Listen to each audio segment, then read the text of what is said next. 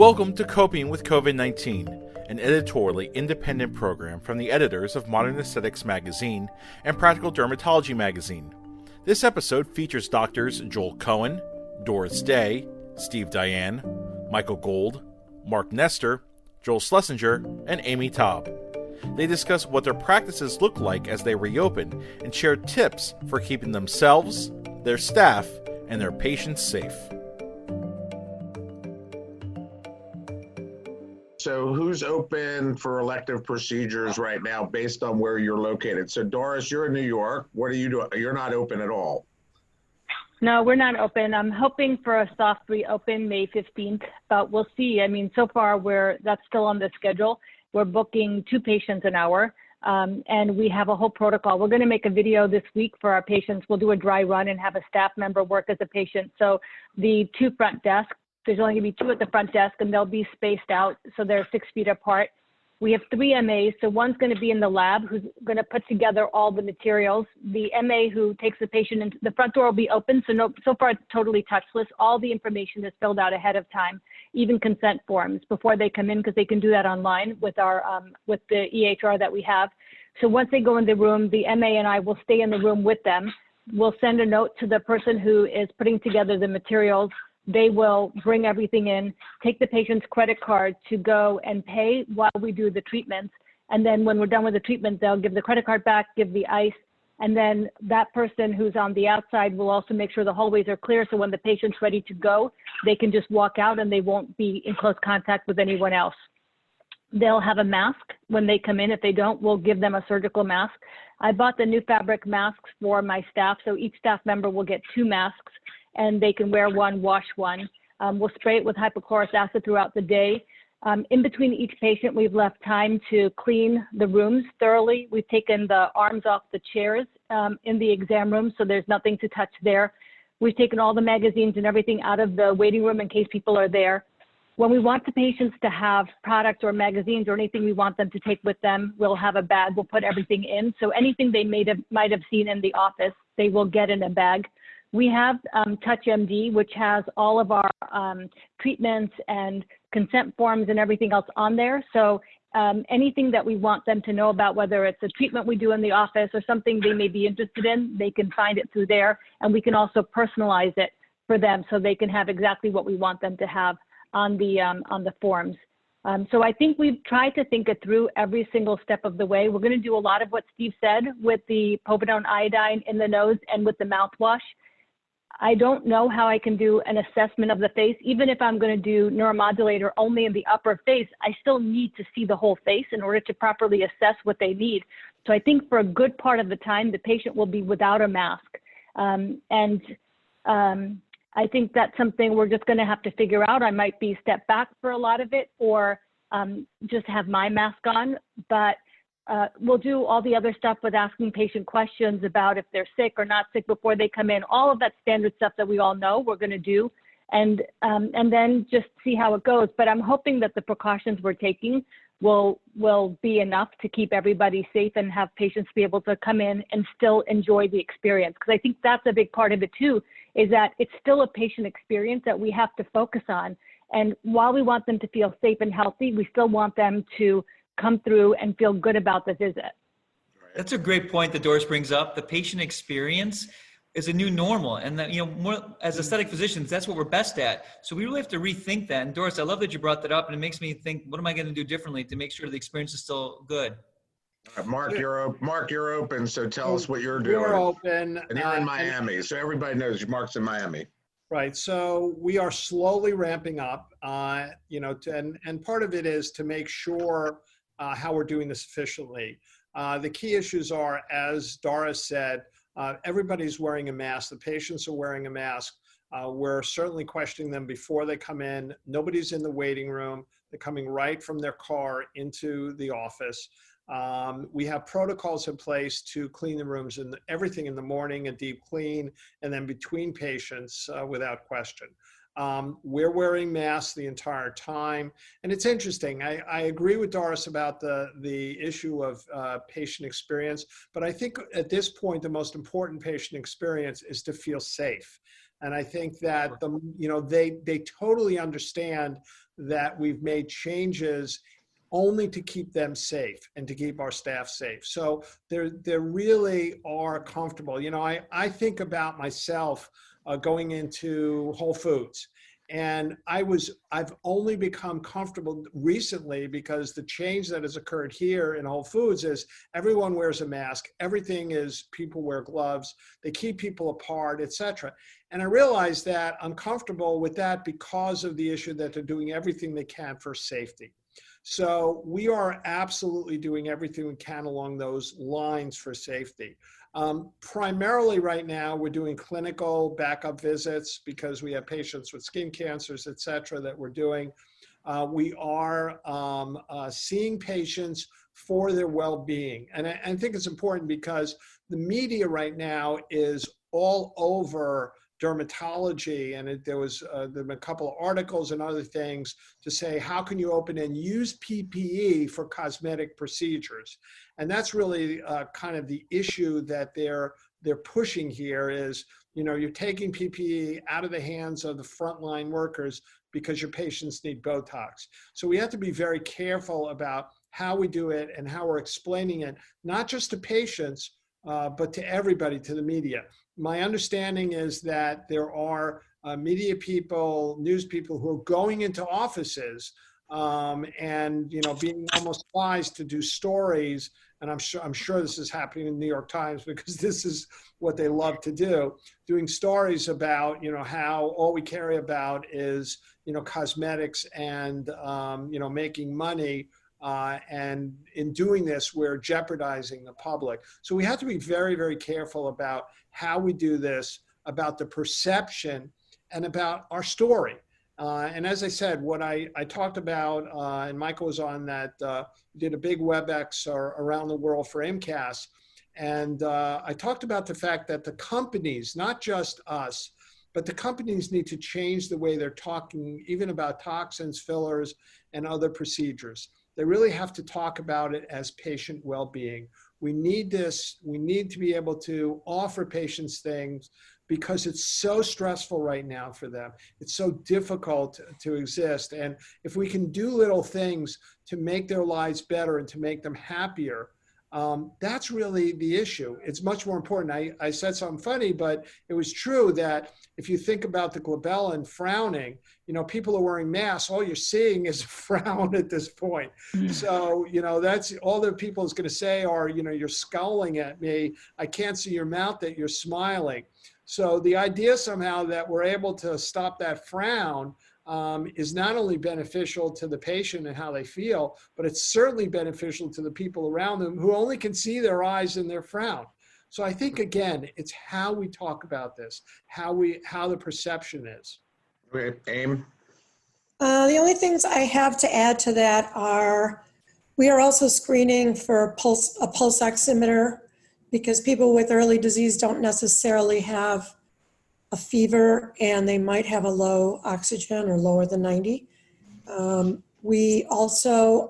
have purchased some air purifiers that are good for rooms. So we're gonna rotate those around. They filter out, the ones that I bought, filter out for 0.007, I think. And they're pretty quick. Obviously, I don't have a negative pressure operating room. I wish I could have bought 15 of them, only I could get 3.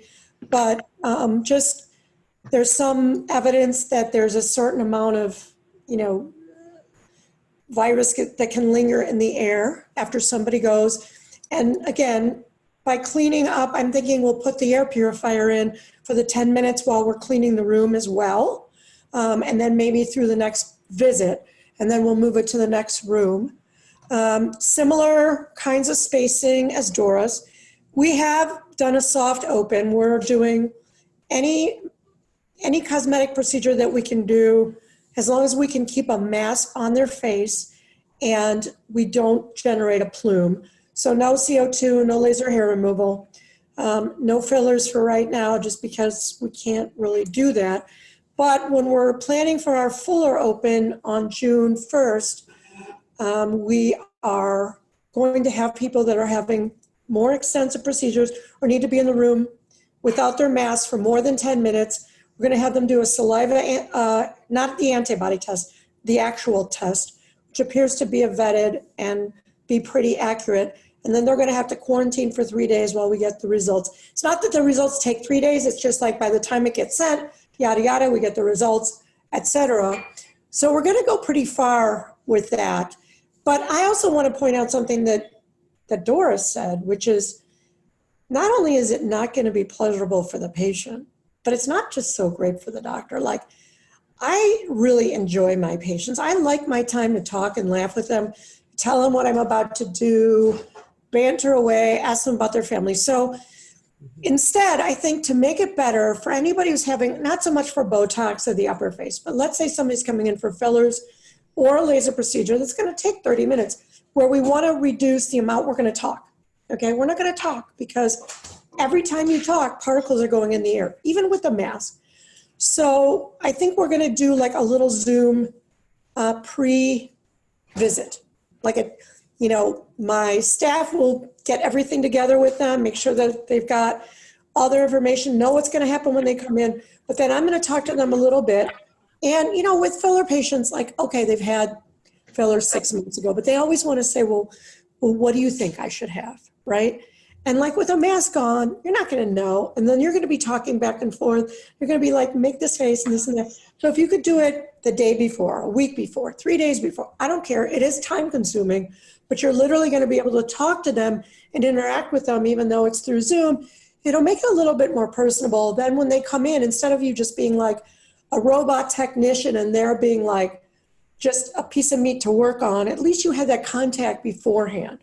And maybe we'll even talk to them afterwards, because I just don't know that I really want to practice like this. If it's, as long as it's temporary, okay. But if this becomes the norm, it takes the pleasure out of being a doctor. So you're talking about doing virtual consultations then, essentially. Yes. And see, they can be brief. Right. They can be brief, but you know what? The truth is that a lot of times when a patient comes in for fillers, what usually happens is, now sometimes it's just straightforward. Give me what you gave me last time. But other times it's like, and I want 2 syringes. They know exactly how much that costs, blah, blah, blah. But other times it's like, let's discuss it again. And you've got those patients who are like, you've been seeing them for 4 years, doing the same thing every 6 months or a year, and they still want to discuss it again. So by the time you do all that, by the time you get them to like sign a new consent, and by the time they get their new quote, that's taken up 25 minutes, your visit's gone. And then you have that anxiety lingering in the back of your head, like, well, I don't have the 25 minutes I had to like really give this a good procedure. So I actually really like the idea of having pre-consultations that are through Zoom or whatever. Are you going to do the test in your office for COVID using the swab and sending it to like lab? No, it's actually something can be a home test. So the lab sends it to them. They swab their mouth. They put it in or spit in it like you do for a genetic test. They send it back.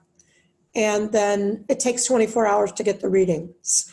According to this, I didn't think it was available yet. I mean, it's been approved, but I didn't think it was available. It's called Microgen DX. Of course, now that I tell you guys, it probably won't be available. No, Microgen DX.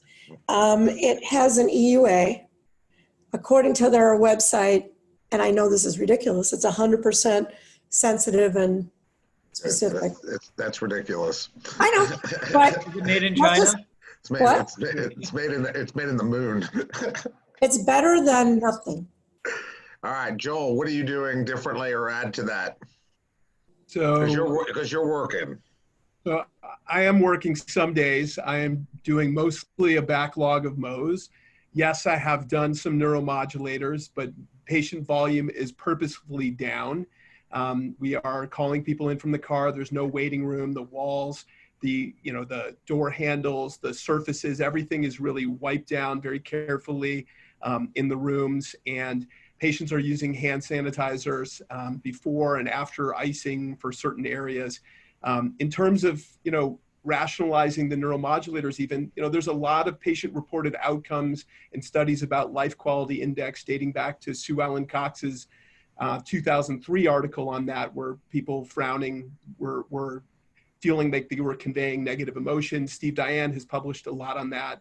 And that's been important stuff. I did something last year with Jolie Kaufman on the same thing, where psychologic type things. And you know, if one argues, well, people are mostly wearing a mask, we have to realize that many people are on webinars like this. Many people are doing a lot of their work completely by webinars, and they want to feel good about themselves. Other things to think about is that we really need to think about every step of the way of what we do and what we touch, and it's very different. So, you know, when I finish a procedure, oftentimes I'll take off my surgical mask in a pre-COVID era, and I'll talk to them, I'll explain the post instructions, and now it's on, and you go to almost touch something, and you have to remind yourself, don't touch it. I'm not wearing these regular glasses, I'm wearing surgical glasses that come around that are prescription, but it's very hard and hot to wear one of those shields over it. And then I'm wearing, you know, 1 or 2 masks, depending on, you know, if it's a surgery day or not type of thing. And I have done surgeries on the tip of the nose and for Mohs, and I have done surgeries on the lip, and I've reconstructed these. And, you know, I think these are really, you know, thoughtful suggestions in terms of the betadine. We use a lot of hypochlorous acid here, you know, and even after finishing a surgery, you know, you can spray a suture line even near the eye with hypochlorous acid. And I think that's important to point out that these are actually eye safe. I do want to say that, you know, while Mark brought the point of N95 masks up, you know, we're not getting N95 masks. Those are being sent, and properly so, to hospitals and units taking care of COVID. We're getting what people consider kind of N95 masks. We're getting KN95. So maybe the K stands for kind of, but they're not N95. So the biggest concern about those are that the FDA just said 70% of them really don't work. And so how do we know which ones are actually good and not? That's a huge problem.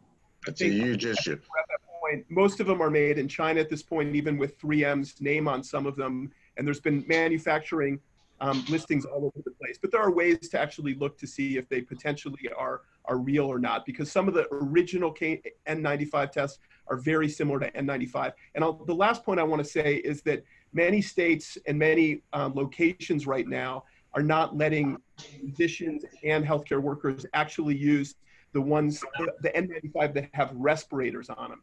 Because the concern is that not only does it filter what you're breathing for somebody taking care of a COVID patient, but it actually puts out what you're breathing out. So there's concern about that. So I think those will become less popular, and more people are just going to want the plain N95 mask, and those are going to be harder to get. All right. But actually, welcome, Joel Schlesinger. Welcome, Joel Schlesinger. But Steve, Diane, then Joel. We're talking about if you're open and what you're doing. Steve, anything else you want? You've not started yet, and so you're ready to go when? So we're gonna do a soft opening the 18th for research patients. The 26th of May we'll open for surgical and non-surgical patients. We're going to start slowly with surgery, but that's the plan. And I love Doris's ideas and Amy's ideas, so I'm adopting all of those, and I'm just writing down notes here as I hear you guys speak. And I'm doing that. I do want to mention that there's a way to do a fit testing with N95 masks. Are any of you thinking about doing that? I've done it, but you have to get that mask then. So yeah, because I have to do it for Bellevue for being on faculty. Me too. I can't get an N95 mask. So I am open. I mean, so during the whole shutdown, we were open for quote unquote essential visits. I saw like 3 people a day. And then our city, Nashville, is allowed, we're in the what's called the pre-opening. And so elective procedures are allowed to commence. We actually go to our phase 1 on Monday. We're not going to be able to ramp anything up until we're really in phase 3 and 4. So we've got another month of just doing what we're doing now, which limits us to 50% maximum capacity in what we would normally do. And we can only treat people under the age of 70 who are healthy. All right. With all the precautions that I'm doing, everything you're doing, one person at a time. I mean, my reception area seats 50. Okay, there hasn't been 50 people in there in 2 months. And so it's families. If it's families, they all wait in their car. If it's a child who needs a guardian, they come in. The other thing that we do that everybody, when my staff gets here in the morning and me, we all go to our lab. We all have a temperature check. We fill out our questionnaire and we sign a logbook that we did it, and we have our temperature check. And that's part of everything that we do and you got to do for your employees. Every patient, when they walk in, has to do the same. I do have a COVID consent that I'm using for all my patients just because I think I want to do it. And it basically says we're doing everything we can do to minimize any risk and whatever. But then it's one patient at a time. And we're 4 providers in our med-derm side, so we each are seeing one at a time. We have 8 MAs. They're all assigned to the rooms, and they keep the flow. And we have boxes on our check-in and check-out where the patients must stand 6 feet away, and they're 6 feet away from where we are, or my staff is. Because, again, we're trying to do everything. The doors are all open, everything. And what you said, it was interesting. My first patient today was a law enforcement person. Okay, who needed to feel better under her, she had her mask on, she works evenings, and she gets up midday and she wanted to feel better. And so that's an appropriate patient to do. And then I had an ICU nurse today too. It was time for her to come in and feel good. And I think that's okay. I think we need to be able, as you all have said, I think the marketing of this is we're providing a wellness and a well-being for our patients that some people are not going to understand. And the people that are, that are used to what we do and understand how much better they feel. And again, Joel's point about the Zoom calls and wanting to look good and all this other stuff, I think it's important. So we're doing everything we know what to do. I'm seeing less than 25% of my normal.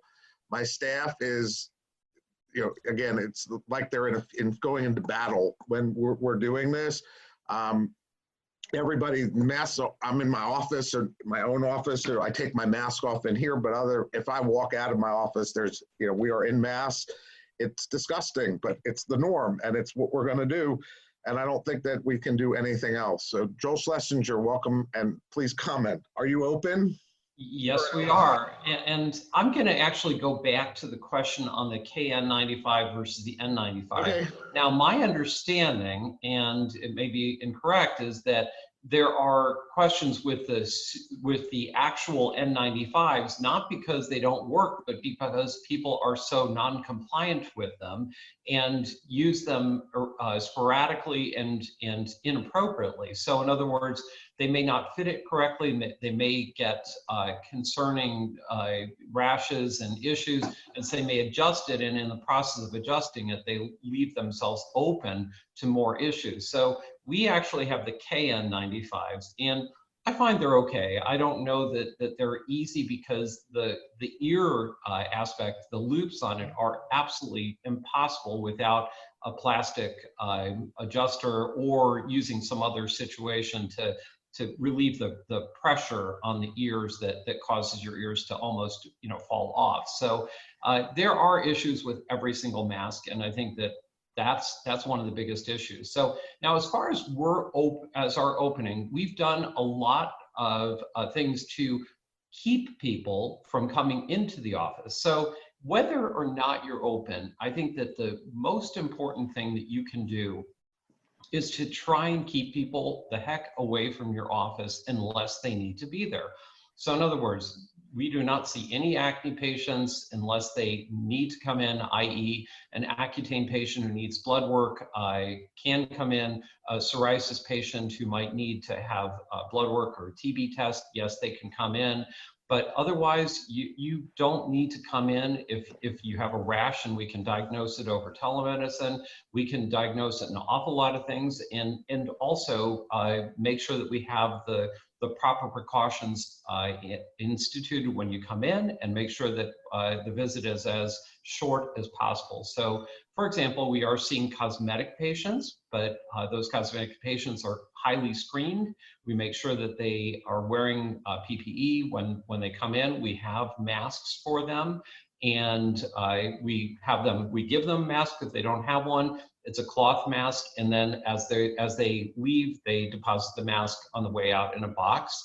And during their visit, we're making sure that they wear that mask, except for the very short amount of time that we might have to look at or adjust it to access one area of their face. So, for example, if we're doing under eye fillers, they might move the mask down just a little bit so we can get into the under eye area. But other than that, we're trying to leave the masks on as much, if not entirely, as possible. And of course, our entire staff is equipped with PPE. We are fortunate. We have great KN95s. We also have shields if we need to. What we're not doing, we don't have a spa. Our spa is completely closed, and we don't know when it's going to go open. So it's a challenge.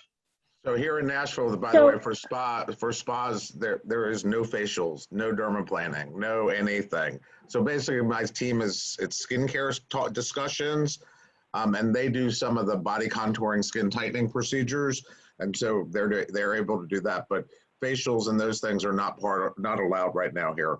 Michael wearing long sleeves, and you're at the office. I'm at the office, and I'm wearing short sleeves, and I'm wearing scrubs. So I will say that there's a lot of different ways that we can try to protect ourselves with PPE. You know, certainly face masks are an option, but if you're wearing a mask or two, it becomes very hot. If you're wearing loops, it becomes next to impossible to wear those face shields. And if you're wearing some sort of protective glasses, that's a different story because it really seals around it, hopefully. But when it comes to long sleeves and things like that, I actually am not wearing any long sleeves, but I'm not wearing one of those protective suits. My staff, if they want to wear them, you know, we have them. But I actually like to scrub up my arms with the chlorhexidine. I'm getting a little bit of irritation and a rash on this. And for the past week, I actually stopped wearing a watch. And then it was very difficult for me to figure out what time it was. And I'd end up having to look at one of the iPads or something like that. And then I decided I'm just going to take my old Timex Ironman. I have no affiliation with them. And I literally, when I scrub with my chlorhexidine. You do now. I scrub the entire area of my watch, up and down my arms. And then I think we all have our routine when we get home. I get home in the garage. My wife or family member opens the door. I immediately take everything off, and the wash machine has nothing in it. The door's open, and I take off all my stuff, and then I take a shower. And then once I've cleaned, then I come out and greet my family. And I think there's a lot of things that we need to consider, like the little thing like the watch where it's exposed. And, you know, we may get some splatter from a surgical procedure, or we may have some other type of issue where somebody breathes close to it and there's something on it. So I guess we do what we can. Right. I don't do Mohs, so right now I'm really only doing medical derm, and I'm staying very far from every patient. I'm not doing anything exciting. There's actually a really neat thing. There's a kind of disposable coat, lab coat that you can get, and you can get it now in McKesson, and they're about $5 a piece, but you can autoclave them up to 10 times, and they look good. They cover everything, and they're autoclavable, and they're very reasonable. And we bought a bunch of them, both for the staff and for us, that we use in place because we couldn't get the regular other kind of gowns that we were using normally for surgery. But these things work great, and they are autoclavable. So I'll send out the link for what these are. Please do. I wanted to throw out two ideas for us to think about. One is something called choice architecture, and that's a term, a heuristic from Amos Tversky and Danny Kahneman.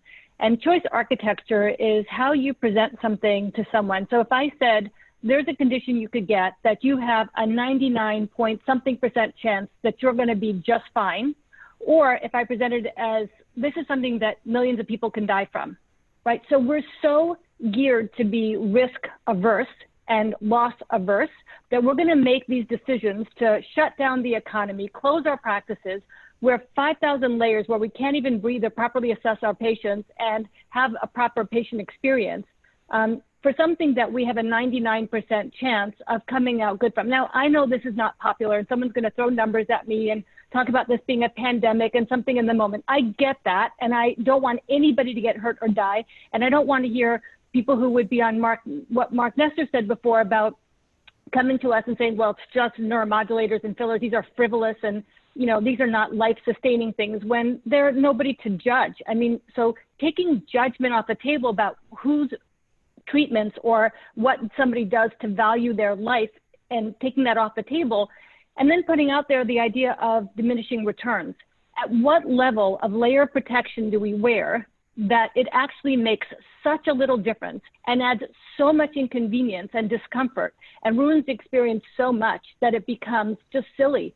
Where, I mean, some of this is based on unknowns. We do this because we don't know, so we want to be careful. We want to go to that nth degree. We want to show our patients that, yes, we're doctors, and we're going to do everything above and beyond, and that's why you come to us, because we're going to protect you. But at what point do we become the voices of reason that say, look, we're doing everything within our power based on what we know. We're going to wear these masks. None of the masks that we're really wearing are going to stop viral particles that are aerosolized, because the particles are too small. Unless you get a fit test, you have an N95, if you can only breathe through the mask. Everything else is going to be stopping respiratory droplets, and most masks are going to do that because they go forward, and so you're going to stop that from going. We're going to do reasonable things like the hypochlorous acid, peroxide rinses, povidone iodine nasal things, which will give us some added protection. And the rest of it is just controlling viral load, right? So that we have as low a viral load as possible. So God forbid if you get sick, it won't kill you. You won't feel good, but you'll get over it, and then you'll be immune for at least a while, because we are showing that there is some immunity. So that's my little tirade on that, and I will now pause and let everyone else have a voice. Doris, I applaud you on that. However, the question really is, what is that level?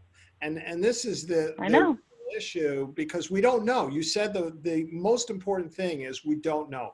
That's why I was very excited when I heard, from this ICU person to say, look, everybody is treating in the ICU, intubated patients, they're intubating, they all have COVID, severe COVID, et cetera, and they're not getting sick. The problem we have is that we don't have good experimental data on what does what. It's clear that if both people wear masks, it cuts this down dramatically, the risk. How much, we don't know. And we don't know, you said something before, we don't know if there is different communicability with the different mutations of the virus. There's some talk about that. We don't know that either.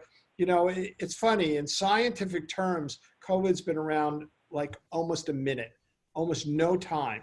We've really done a lot for the few months that COVID has been there. And it's just, wiping us out because we're getting such conflicting data on so many different things, and we don't know what's going on, and nobody's able to really follow up. But I think what you said is the key issue is certain things we can do easily enough to protect our staff, ourselves, and the patient based on knowledge that we have now. And Joel Cohen, I understand what you're doing with wearing short sleeves. I think that it's easier to cover up with a gown that you can autoclave or dispose of, both for the patient and for us. And I think that what's the funny thing is that for most of our patients, going out to the store, et cetera, is probably more risky for getting it and for us than from our patients. And I think that's really the key thing that we need to do for our patients. Patients need That's why I don't think testing helped, because you can test somebody and then you have that 3 days. If they went to the store in that 3 days, they could have gotten infected. And so now you have this test, but how much does it really mean in that time that you waited? I disagree, because they've shown over and over again that the amount of room air that is around you when you're in contact with people really matters, and the flow. So when you're in a grocery store that has a, large, and if they're limiting the amount of people that are in there, I would think, obviously it's not zero, but I would think it's less than if you're in a closed room with your patient. Granted, even if you both have masks, that's good, but you're still going to probably be in there for at least 10 minutes. That's probably going to be more exposure, and you're going to see 10, 20, I don't know how many people you're going to see in a day. I still think because you're seeing a fair number of people in a day, and you have, even if you stand 6 feet apart, that enclosed space really, I think, makes a difference. So that's for what it's worth. I do think it is, I think what Dora said is it's about viral load. It's all about keeping the amount of particles that you actually inhale or come onto the surface of you be extremely low, and vice versa. So what that also means to me is limit your time in the rooms. And if you have a larger room that is available, like for example, we have surgical suites that are a little bit larger than our plain exam rooms, We take patients into those rooms and see them there. It's not like we're seeing a ton of patients. We may be seeing 5 or 10 patients a day right now. So you can afford to take them into the larger rooms and keep yourself with a lesser viral load. Right. I will say that we need to obviously have rules and we need to have consistency. We had somebody come, the guy that came for the disposable Sharps containers, and he came into the office, he wasn't wearing a mask, and I insisted that he put one on. You know, this guy's working with hazardous waste to begin with, but you shouldn't be going in and out of places without a mask. And it's hard. You know, my kids are at the point where they want to go to, you know, the boba tea place, or they want to get a cup of chai tea or something, and you drop them off there and you look at the line and people aren't wearing a mask and you say, you know, no, I'm not going to do that. And I don't mean to necessarily call on Steve just because you guys are all buddies and he's a buddy, but you know, it looks like he went to the store to get some sort of coffee today. I don't know what coffee places are open, but I saw the sleeve on it. But you know, those are things that people, I agree with Mark, whether you go to the grocery store, or you go to the coffee house, or wherever it is, I think that many people are not wearing a mask these days. You're probably not 6 feet apart from them. And those are higher risk behaviors than coming to our office where we are screening people and we are wiping things down. For just a quick minute, I do want to talk about, you know, some of the things where as a physician right now, wearing all this stuff is hot and sweaty. And you know, when I for the first time in 25 years, I'm using benzoyl peroxide every night on my nose because I'm breaking out on my nose from the occlusiveness. Number 2 is I have a tape area where I'm using paper tape on my nose that's irritated. I'm putting a little topical steroid on it. I happen to have the biggest ears in the world, but my ears are being pulled forward. So I am using, my partner, Dr. Fedig, happened to make this one for me, but this is 2 ponytail holders with 2 paper clips, and this elongates the area of the ear loop, so it's not pulling on my ears. But fortunately, I have 2 little girls at home, and ponytail holders are no problem to find, and paper clips are no problem to find. But there's little things that we can do, I think, that really help us quite a bit. Thanks, Steve. And speaking of that, I think that there's things that we do, sorry, Steve, that I think we're going to do after. That we'll find that we're like, hey, this is a great idea. And even when we don't have to have the measures we have now, we'll say, well, I learned from it and I'm going to do these things differently. Steve. Any comments, Steve? You know, it's like 2 weeks ago or 3 weeks ago, we're saying no one wear masks. Now we're like, how can you go out not wearing a mask? 2 weeks from now, we're going to say, oh, masks don't really work. And, you know, I go back and forth, and I'm a scientist like the rest of you, but I also recognize that science is not, it has its fallibilities. And I think we also have to realize that too. And some of this is a lot of this is we're going to figure this out as we move along. And to Mark's point, I mean, we're so early in this, and it's the unknowns, as both Doris and Mark have talked about. Those things are going to be figured out pretty quickly in the next few months, because we're going to go back to work. And guess what? Maybe the virus is going to run its course. And like a lot of viruses, they run courses and they kind of just disappear. Or maybe it's going to come back in a second wave. And maybe all the stuff we're doing is important, but, or maybe it's not. We don't really know. So I love when we get so like ardent on one way, and then a month later we're like going back the other way. So I think that's why this is so good, because we're having this archived, so we're going to see. Well, the thing about the masks hasn't really changed. I mean, the part about the masks is still true. Wearing a mask protects the other person more than it protects you, and it's protecting with respiratory droplets. So I think our understanding that way, but in the past it was don't wear a mask because we didn't have enough for healthcare workers, and now that there's more masks to be dispensed, still not enough, and Doris. I mean, there's still not enough, but there's more and more coming on a daily basis. I mean, there's millions of masks being flooded into the market. So I think that as more, and we're also saying that it's not always a mask, it's a face covering. And the idea of the face covering, whether it's a bandana or a cloth or a homemade whatever, the idea is it's stopping respiratory droplets from reaching the mouth. But I think the problem is that every time there's a switch or an unknown, what we do is we create fear in the public, and that fear becomes its own problem. So now every time you walk outside in the streets of New York, which there's not that many people out right now, which is really sad, but there's still this sense that even if you pass someone and you're 6 feet away, they want to be 10 feet away, and they look at you with such fear that, are you the person who's going to kill me? Like, you know, if you breathe in my direction, am I going to die? That amount of fear is so pervasive that it's its own illness right now. And all of these conversations, and I fear that what we're doing with the layers that we do is just going to expand that fear. And I mean, I hope that we can find a way to figure out what's reasonable to do and how to have a conversation that's science and fact based, not fear based.